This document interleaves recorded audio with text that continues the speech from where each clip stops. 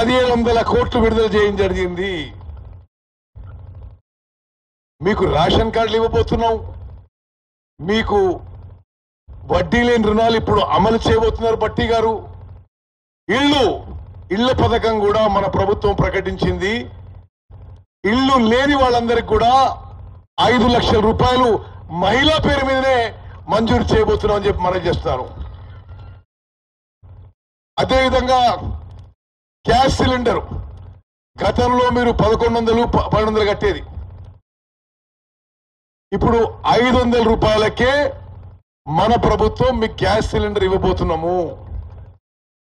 మీ అందరికీ ఆర్టీసీ బస్సుల్లో ఉచితంగా ప్రయాణము.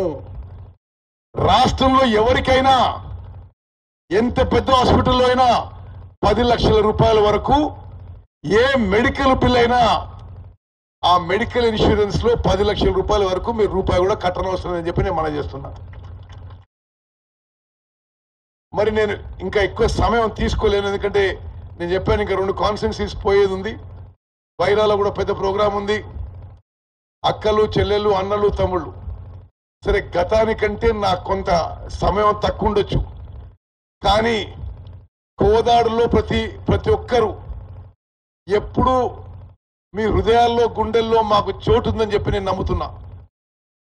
మీకు ఏ అవసరం ఉన్నా, ఏ ఇబ్బంది ఉన్నా, ఏ సమస్య ఉన్నా, ఏ అభివృద్ధి అవసరం ఉన్నా మీ ఉత్తమన మీ ఎమ్మడి ఉంటాడని చెప్పి నేను మరోమారు మనవి చేస్తున్నా. మరి పద్మావతి గారు కాంగ్రెస్ అభ్యర్థిగా మీ అందరి కృషితో రాష్ట్రంలోనే కాంగ్రెస్ పార్టీ అభ్యర్థుల్లో పోలింగ్ పర్సంటేజ్ లో హైయెస్ట్ పర్సంటేజ్ తో గెలవడం, అది మీ అందరికీ మరోమారు నేను కృతజ్ఞత తెలియజేస్తున్నా.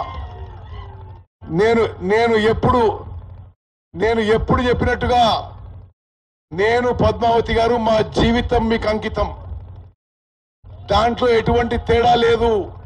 మరి ఎంత పెద్ద పదవిలో ఉన్నా, పదవిలో లేకున్నా, ఎక్కడున్నా తప్పనిసరిగా మరి 94 నుంచి గత 30 ఏళ్ల నుంచి మీలో చాలా మందితో మరి ఒక కుటుంబ సంబంధం ఉన్న విషయం నేను ఎప్పుడు గుర్తుపెట్టుకుంటాను.